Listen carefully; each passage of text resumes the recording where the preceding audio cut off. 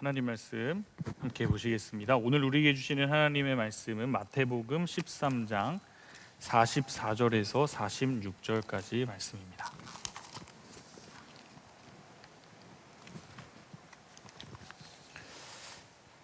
마태복음 13장 44절에서 46절까지 말씀, 저 여러분이 한 목소리로 합독하도록 하겠습니다. 천국은 마치 밭에 감추인 보화와 같으니 사람이 이를 발견한 후 숨겨두고 기뻐하며 돌아가서 자기의 소유를 다 팔아 그 밭을 사느니라. 또 천국은 마치 좋은 진주를 구하는 장사와 같으니 극히 값진 진주 하나를 발견하매 가서 자기의 소유를 다 팔아 그 진주를 사느니라. 아멘. 말씀을 전하기에 앞서 사과의 말씀을 먼저 드리겠습니다. 듣자 하니까 오늘 하준파파님이 오시는 날인 줄 알고 방문하신 지체들이 있더라고요. 오늘이 아닙니다. 저도 파파는 맞는데 하준파파는 아니고요. 혹시라도 실망하신 분이 있으시다면 다음 주 이 시간에 꼭 참석해 주시기 바랍니다. 다음 주 화요 렘넌트 워십은 새생명 축제로 진행이 됩니다. 유튜버 하준파파 황태환 집사님께서 오셔서 간증을 전해 주시니까요. 다음 주에는 여러분들이 평소 이제 품고 계시는 전도 대상자들 꼭 초청하셔서 모시고 오시면 좋겠습니다. 우리 옆 사람과 인사하겠습니다. 새생명 축제에서도 만나요. 오늘 화요 렘넌트 워십 가운데 나오신 모든 청년 여러분 환영하고 축복합니다. 오늘 말씀을 통하여 우리 가운데 하나님의 세미한 음성이 함께 하셔서 한 영혼을 품어낼 힘과 능력을 공급받으시기를 축복합니다. 오늘은 그가 빚어낸 보화는 참으로 값지다 라는 제목으로 하나님 말씀 증거하도록 하겠습니다. 제가 강원도에서 군목으로 복무할 때 일입니다. 제가 근무하던 지역에 눈이 정말 많이 왔는데요. 자주 내리는 편은 아니었지만 일단 한번 내리기 시작하면 천재지변처럼 눈이 쏟아져서 산처럼 쌓였습니다. 제가 과장하는 게 아니고요. 이 사진처럼 쌓입니다. 아마 오지에서 군복무하신 분들은 공감하실 텐데요. 눈이 많이 오는 날을 이렇게 우리 국군 장병들이 고생을 많이 합니다. 그날도 그렇게 눈이 많이 오는 저녁이었습니다. 저는 일과를 마치고 조금 일찍 퇴근을 하게 되었는데요. 하루 종일 일하느라 고단했던 터라 빨리 퇴근을 하고 싶었습니다. 그런데 문제가 생겼습니다. 저희 관사로 이제 올라가는 길, 집으로 올라가는 길에 높은 언덕이 있었는데요. 퇴근하는 길에 이제 집 앞까지는 갔는데 차가 그 언덕을 오르지 못하고 계속 미끄러지는 바람에 집에 올라갈 수가 없는 겁니다. 아주 기분이 안 좋아졌습니다. 당시 제 차량이 모닝이었거든요. 아이 똥차, 빨리 돈 모아서 사륜구동 사야지 불평불만을 하면서 차를 언덕에 이제 못 올라가고 언덕 아래에 이제 잠깐 주차를 해뒀습니다. 그리고 이제 옆에 있는 눈삽을 들고서요 씩씩거리면서 이 언덕배기에 눈을 치우기 시작했어요. 일단은 올라가야 되니까. 제 차가 간신히 올라갈 정도의 그 눈을 양옆으로 치워놓고 나서 다시 차에 시동을 걸고 차가 오르자 다행히 이 차가 힘을 내서 언덕을 오를 수 있었습니다. 그렇게 무사히 퇴근을 하고요. 하루가 지나고 이튿날이 됐습니다. 다음날 아침에 출근을 했는데 부대 분위기가 심상치가 않았습니다. 부대에 아주 이상한 소문이 퍼지기 시작했던 건데요. 장명근 목사가 어젯밤 밤새도록 우리 부대 간부들을 위해 남몰래 눈을 쓸었다더라, 이런 소문이 돌기 시작했습니다. 어떻게 그럴 수가 있는가? 세상에 이런 멋진 목사님이 어딨나? 자랑하는 중입니다. 퇴근을 이제 하던 간부들이 제가 잠깐 동안 그 눈 치우는 모습을 보고서 이제 부대에다 소문을 낸 거예요.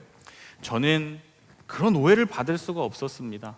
제 진심은 그게 아니었기 때문에 제가 사람들에게 말했습니다. 아닙니다. 사실은 저는 그냥 제 차가 못 올라가서 치운 겁니다. 근데 사람들이요, 듣지를 않았습니다. 아닙니다, 목사님. 목사님의 마음을 다 알아요. 어떻게 이렇게 우리 부대를 사랑하는 목사님이 오셨는지 저에 대한 오해를 풀지 않았습니다. 물론 기분 좋은 오해였죠. 덕분에 자기도 편안하게 이제 그날 저녁에 퇴근을 할 수 있었다고 그날 하루 종일 감사 인사를 받았어요. 근데요, 그날 한 간부가 저한테 와서 했던 말이 오랫동안 마음 가운데 남습니다. 이렇게 이야기했어요. 목사님, 저 지금까지 솔직히 교회를 안 좋게 보고 속으로 욕을 많이 했습니다. 그런데 목사님의 눈 치우는 모습을 보고 교회에 대해 다시 생각하게 되었습니다. 실제로 그때 이후로 그토록 전도가 어려웠던 이 간부들 중에 몇몇이 부르지도 않았는데 교회 예배에 자발적으로 참석해서 함께 예배를 드렸어요.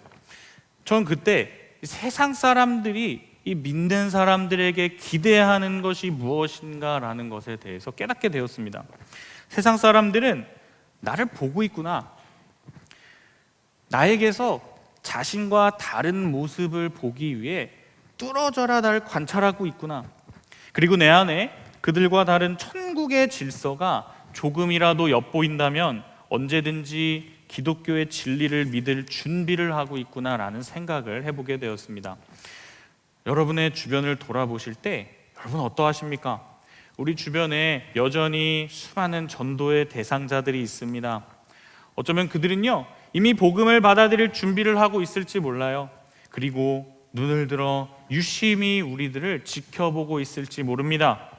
그들은 우리들의 말과 행동에서 이 땅의 질서가 아닌 다른 무언가를 찾고 있을 겁니다. 그리고 그들이 마침내 찾던 바를 우리들에게서 발견했을 때 그들은 복음을 받아들이게 될 가능성이 아주 높은 거죠. 중요한 것은요, 우리가 그런 이들에게 나아가서 놀라움을 안겨줄 수 있어야 한다는 겁니다. 그런 의미에서 우리는 오늘 본문을 통해 우리 안에 발견되어야 할 그리스도인다운 모습에 대해서 함께 알아보기를 원합니다. 먼저 본문을 살펴보겠습니다. 오늘 말씀에는 두 가지의 비유가 등장하는데요, 쌍둥이 비유라고도 하는 천국 비유입니다. 첫 번째 비유, 밭에 감추인 보화의 비유인데 우리 다시 한번 마태복음 13장 44절을 읽어보겠습니다. 천국은 마치 밭에 감추인 보화와 같으니 사람이 이를 발견한 후 숨겨두고 기뻐하며 돌아가서 자기의 소유를 다 팔아 그 밭을 사느니라. 아멘. 한 농부가 있었습니다. 평소대로 땅을 갈고 있었는데요, 쟁기질을 하던 중에 이 쟁기에 쨍하고 뭔가 걸리는 것을 발견합니다. 그리고 그것을 깊게 파서 열어보니 세상에 엄청난 금은 보화 보석들이 그 안에 담겨져 있었습니다.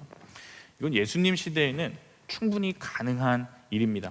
당시에는 우리 시대의 은행과 같이 이 재물을 안전하게 보관할 수 있는 곳이 없었기 때문에 이 부자들은요, 전쟁이나 이런 응급 상황을 대비해서 자신의 재물을 땅속 깊은 곳에다 묻어두었습니다. 근데 정작 묻어둔 사람이 전쟁에 나가서 목숨을 잃거나 어떤 일을 당하게 되면 이제 아무에게도 알려주고 죽은 거죠. 그 상태로 100년, 200년씩 흐르는 겁니다.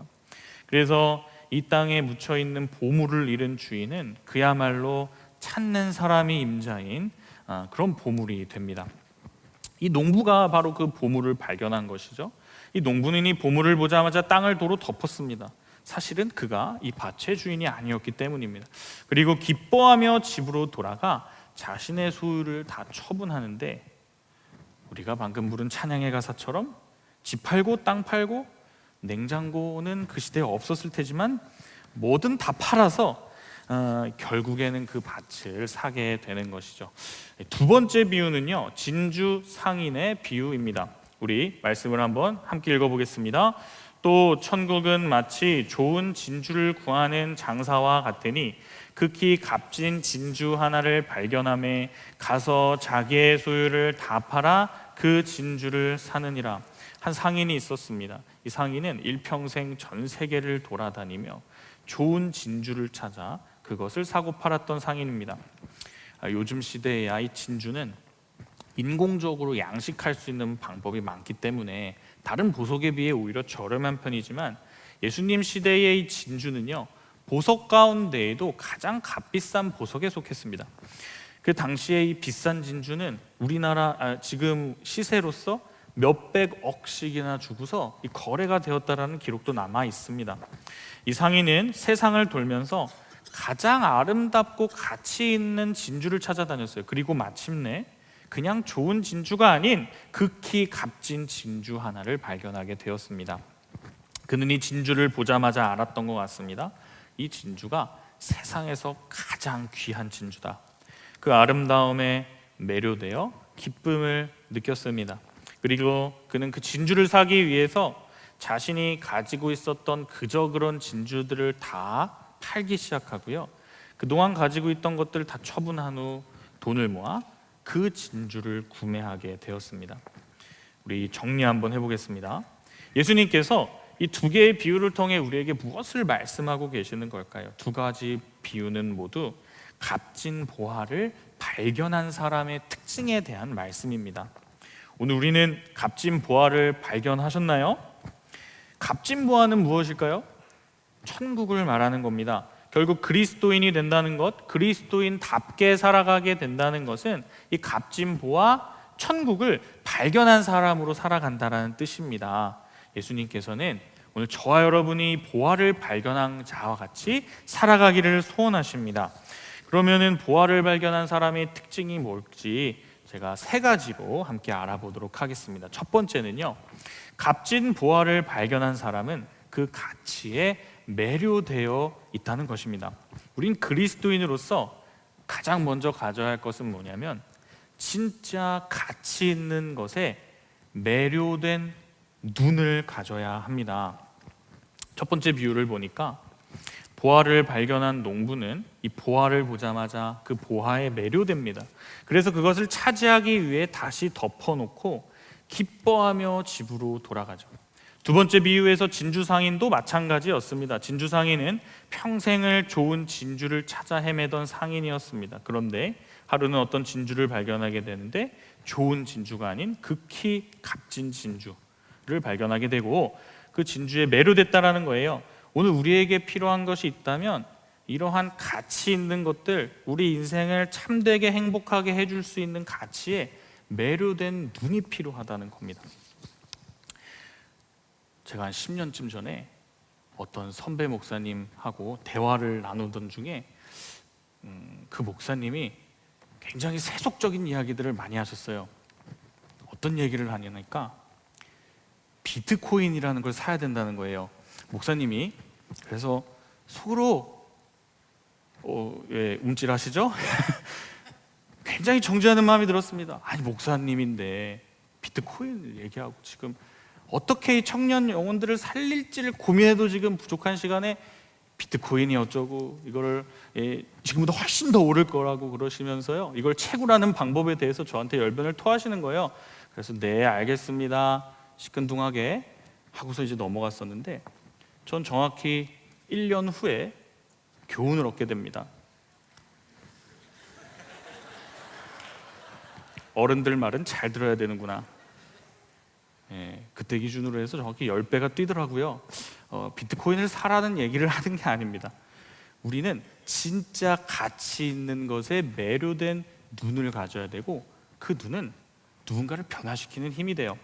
알리스터 맥그리스라고 하는 사람은요 이렇게 말했습니다. 기독교는 단순히 우리를 설득시키려고 하지 않고 먼저 매료시킨다. 여러분에게 묻겠습니다.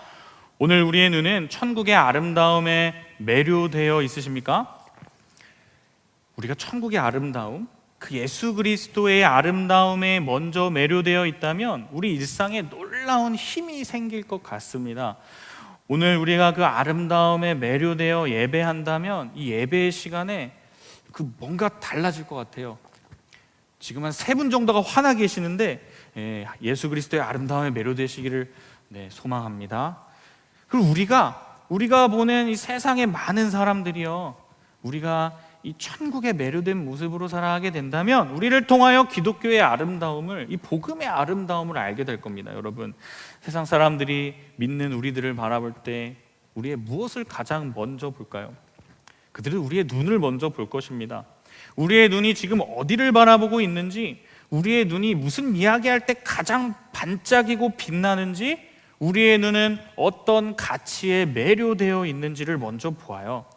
그들은 아직 하나님을 알지 못하기에 우리가 보는 대로 하나님을 봅니다. 내 눈이 하나님의 아름다움을 바라보고 전하는 만큼의 아름다움을 느끼게 되고요, 내 눈이 하나님께 매료된 만큼 하나님 앞에 매력을 느끼게 되는 것이죠.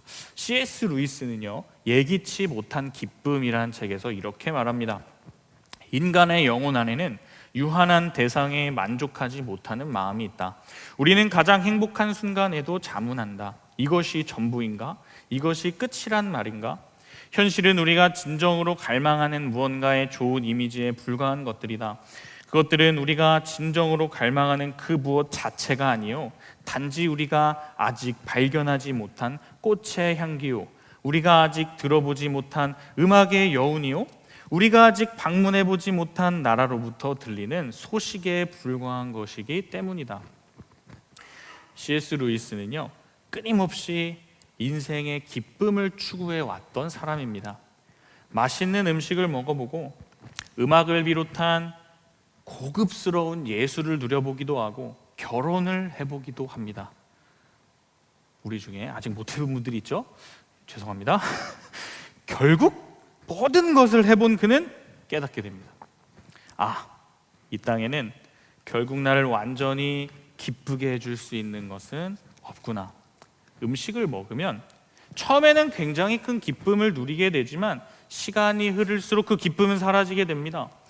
더 음식을 먹고 계속해서 음식을 먹으면 처음에는 기뻤는데 점점 불쾌감이 몰려옵니다. 기쁨은 계속되지 않고 잡을 수 없이 도망쳐버리고 만다라는 거예요. 그래서 그는 이런 생각을 했습니다. 그렇다면 결국 나를 가장 기쁘게 해줄 수 있는 것은 천국에 있는 거야.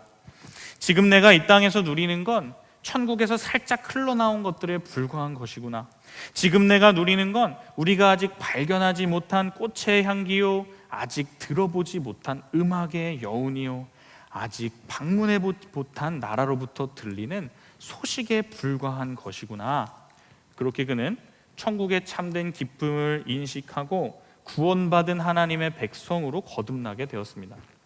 사랑하는 여러분, 저는 우리 청년들이 세상 속에서 이렇게 고백하는 청년들 되기를 소원합니다. 우리가 어떤 사람들인가요? 우리는 천국의 꽃 향기를 꽃 자체로 여기지 않는 사람들입니다. 천국에서 살짝 흘러나온 음악의 여운을 가지고 이게 음악 전체구나라고 여기지 않는 사람들이에요. 천국에서 잠깐 흘러나온 그 기쁨을 이 땅에서 누릴 수 있는 모든 것인 양 여기지 않는 사람들이 우리들입니다. 그래서 우리는 세상 앞에 나아갔을 때요, 당당하게 이렇게 외치는 자들이 돼야 됩니다. 이것이 다가 아니다. 이것이 다가 아닙니다. 사람들이 꽃향기를 맡으며 그것만으로 만족하고 있을 때 외쳐야 할 줄로 믿습니다. 여러분, 이게 다가 아닙니다. 더 향긋하고 아름다운 꽃향기가 흘러나오는 곳이 있습니다. 우리가 그 꽃을 찾으면 그 꽃이 너무나도 향기로운 나머지 샤넬 향수가 악취처럼 느껴질 겁니다. 너무 오버했습니다. 또 음악을 들으면서 사람들이 그 음악의 멜로디에 만족하고 있을 때 외쳐야 됩니다. 여러분, 이게 다가 아닙니다. 우리가 아직 들어보지 못한 음악이 있는데 우리는 그걸 찾아 떠나야 합니다. 그것을 찾으면 우리는 그 멜로디가 너무나도 감미로운 나머지 모차르트의 음악이 유치해질 겁니다.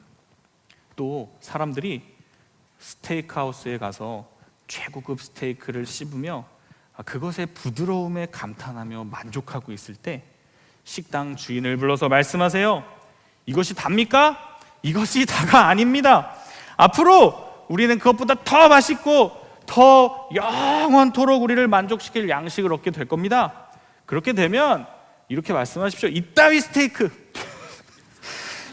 스테이크는 타이어 씹는 것처럼 느껴질 겁니다. 그렇게 말씀하시면 식당에서 쫓겨나겠죠. 제 말은 우리가 그런 태도로 살아가야 한다는 것을 말씀드리는 겁니다.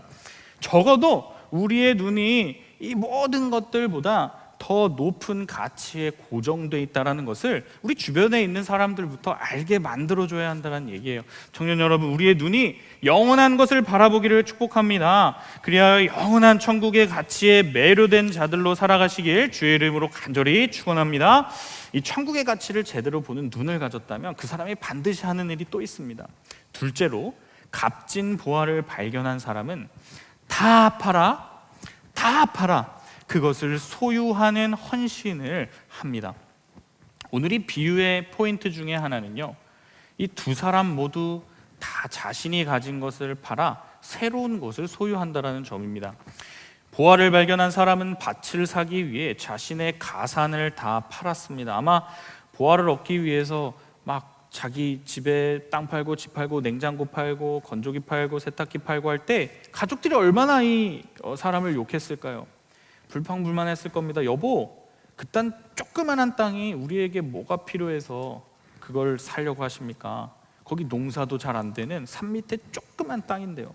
아버지, 우리 집에 지금 냉장고까지 다 팔면 우린 지금 당장 뭘 먹고 삽니까? 하지만 이 농부는 그 말이 들리지 않았을 겁니다.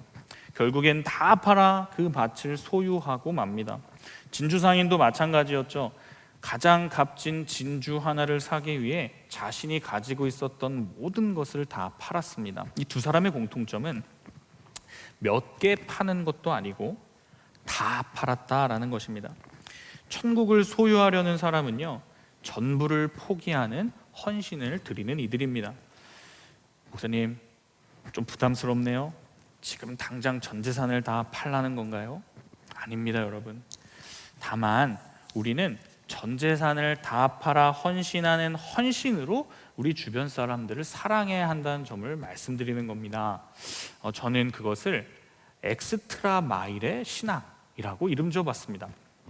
영어에는요, go the extra mile이라는 말이 있습니다.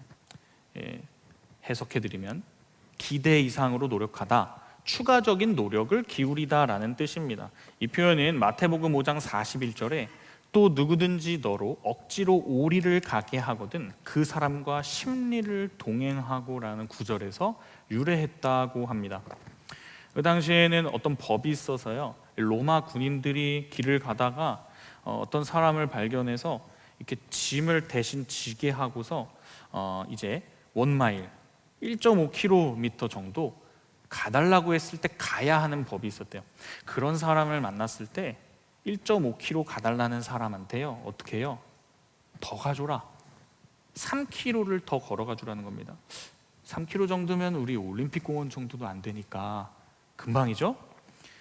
무슨 말일까요? 이는 일반적인 수준으로 어떤 일을 하라는 것이 아니라 조금 더 많은 노력을 들여 어떤 일을 하라는 것을 말합니다. 우리가 영원한 천국을 소유한 사람들이라면 많은 것을 갖다 바치는 것은 아닐지라도 남들보다 조금 더한 노력, 조금 더한 헌신, 조금 더한 섬김, 조금 더한 사랑으로는 나아갈 수 있어야 한다는 말이죠. 물론 우리가 세상에 나가서 막 세상 사람들에게 이리 치이고 저리 치이고 이용당해서는 안 됩니다. 이 복음 전파의 네, 실수했나요? 뱀처럼 지혜롭게 행동하셔야 될 때도 있습니다. 하지만 그럼에도 불구하고 여전히 작은 것을 포기하여 누군가의 생명을 얻는 일은 가치 있는 일입니다, 여러분. 세상 사람들은 우리를 바라보되 우리에게서 바로 그 엑스트라 마일을 찾고 있습니다. 목사님, 그래도 너무 어렵습니다. 어떻게 그렇게 살아갈 수가 있겠습니까? 내가 이미 소유한 영원한 것에 대해 떠올리면 그렇게 할 수 있습니다. 짐 엘리엇이라는 선교사는 이렇게 말했는데요, 우리 함께 읽어보겠습니다. 영원한 것을 위하여 영원하지 않은 것을 포기하는 사람은 바보가 아니다. 물론 지금 당장은 많은 것을 포기해야 할지도 모릅니다. 하지만 여러분, 그것은 지금 잠깐 동안입니다. 시간이 흐르면요, 내가 포기한 것과는 비교조차 되지 않을 영원한 보화가 우리의 것이 된답니다.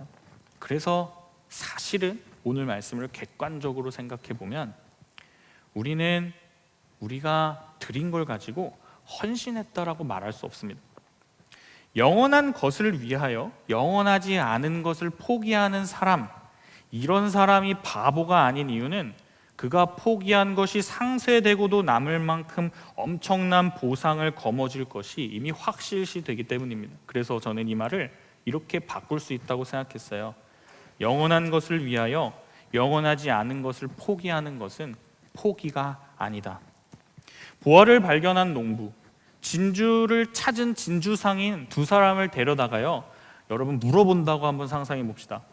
이분들한테 가서 정말 힘드셨겠어요? 보화를 얻으시느라고, 진주를 사시느라고 그 많은 걸 다 포기하셨네요.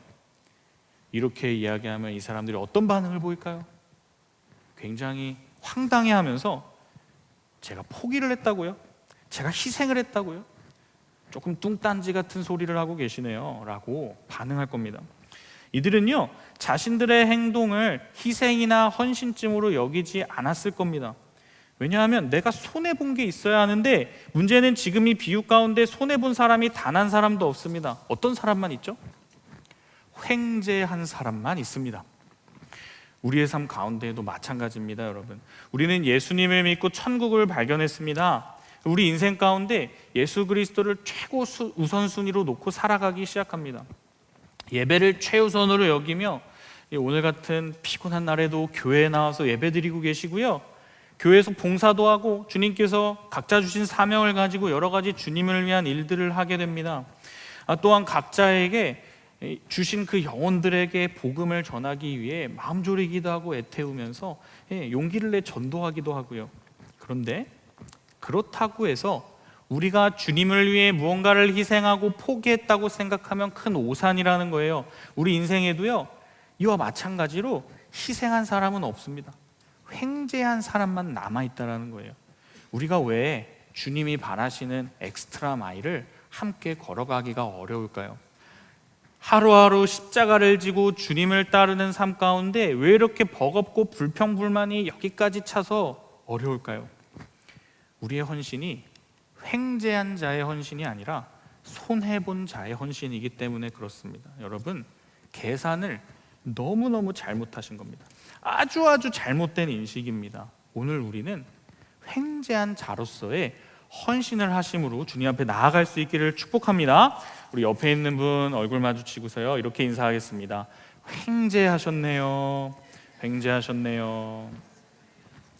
마지막 세 번째로요, 값진 보화를 발견한 사람은 누군가의 희생을 기억해야 마땅합니다. 저는 오늘 이야기 가운데에서 철저히 숨겨진 것이 하나 있다라고 생각했습니다. 그것은요, 이 보화, 이 진주, 이것이 어떤 경로로 우리에게 주어졌으며 또 누가 우리에게 이 보화를 주었는가 하는 부분이 감춰져 있다고 생각했습니다. 그래서 저는 이 본문을 더 깊게 묵상해 봐야 한다고 생각했습니다. 여러분 보십시오. 이 두 사람이 보화를 발견할 수 있는 근본적인 이유는 무엇이었을까요? 누군가가 그 보화를 위해 수고했기 때문입니다. 누군가가 보화를 발견할 수 있었다라는 것은, 그리고 그것을 누릴 수 있었다라는 것은 결국 어떤 사람이 그 보화를 위해서 정말 오랜 시간 동안 수고하고 헌신한 사람이 있었다라는 것입니다. 누군가가 횡재를 했다는 것은 누군가는 큰 손해를 봤다는 뜻입니다. 그렇다면 오늘 말씀에서 그 사람은 누구일까요?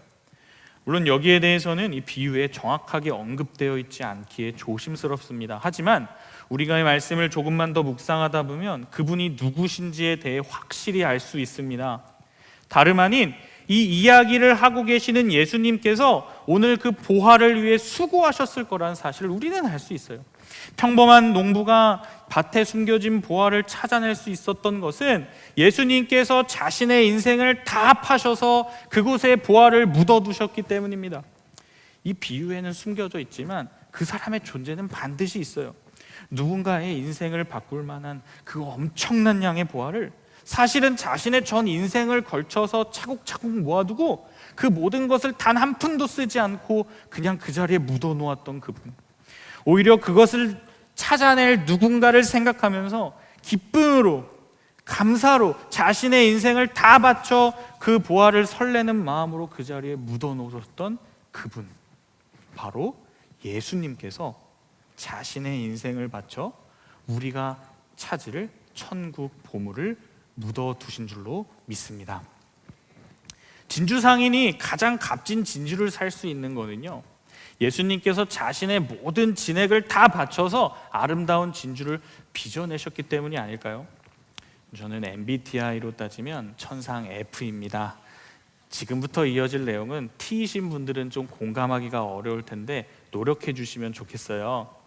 저는 말씀을 묵상하다가 느닷없이 가장 값진 진주 이야기를 보면서 이 진주를 빚어낸 조개의 입장에서 말씀을 보게 됐습니다. 조개가 불쌍하게 느껴졌어요. 일반적으로 그 양식을 통해서 진주를 채집하면은 이 조개를 죽이지 않고서도 진주를 충분히 채취할 수 있습니다. 이미 진주가 있다는 걸 알기 때문에 이 사람들이 기술이 좋아서 요즘은 이 조개를 죽이지 않고 진주를 채취하고 다시 그 조개를 양식한대요. 하지만 자연산으로 진주를 채집할 때는요, 조개 껍질을 열어보지 않고선 이 진주가 들어있는지 알 수 없어요. 그래서 자연산으로 이 진주를 채집하는 경우 조개는 대부분의 경우 죽는다라고 합니다. 자연에서 마주한 이 조개에게 진주가 있는지 확인하기 위해 어부들은 조개를 낚아 껍데기를 강제로 열어 제낍니다. 그리고 칼로 조개의 내장을 잘라 그 안에 들어있는 진주를 꺼낼 때 결국 조개는 진주를 토해내고 죽게 됩니다. 너무 잔인하게 묘사를 했나요? 예수님이 생각났습니다. 예수님께서는 우리를 위해 값진 보화를 빚어내셨습니다. 이 땅에 오셨고요, 이 땅 가운데에서 하나님의 나라를 우리 가운데 빚어내셨어요. 그리고 자신은 십자가에서 죽으셨습니다. 소망 없던 오늘 우리가 천국을 소망하고 소유할 수 있었던 것은 예수님께서 자신의 몸과 피를 희생해 이 천국을 빚어내 주셨기 때문이에요. 그러므로 우리 가운데 기쁨이 사그러지실 때, 불평 불만이 고개를 들 때 우리를 위한 보화를 준비하신 예수 그리스도의 은혜를 기억하실 수 있기를 축복합니다. 그리고 우리가 이미 얻은 보화로 인해서 변하지 않고 빼앗길 수 없는 그 놀라운 기쁨을 누리시기를 축복해요. 여전히 누군가에게 복음을 전할 마음이 생기지 않으시는 분들 계실 겁니다. 우리 먼저요, 내 안에 천국의 기쁨과 소망이 여전히 유효한지, 살아있는지 돌아보기를 바랍니다. 내가 천국을 매력적으로 느끼지 않으면서 누군가에게 천국을 바라보라고 전할 수 없습니다. 내 스스로가 천국에 내 인생 전체를 걸지 않았으면서 누군가에게 천국에 걸라고 남들에게 강요할 수 없습니다. 내 스스로가 이 모든 것을 허락해 주신 예수 그리스도의 은혜를 잊어버렸으면서 복음을 전할 수는 없는 노릇입니다. 오늘 우리들 안에 값진 것을 값지게 여기는 믿음이 회복되시기를 축복합니다. 천국이 우리 안에 가장 값진 것이 되어 아무리 어렵고 힘든 상황일지라도 복음을 전할 수 있는 저 여러분 되시길 주의 이름으로 축복합니다. 우리 고백하는 마음으로 함께 찬양하겠습니다.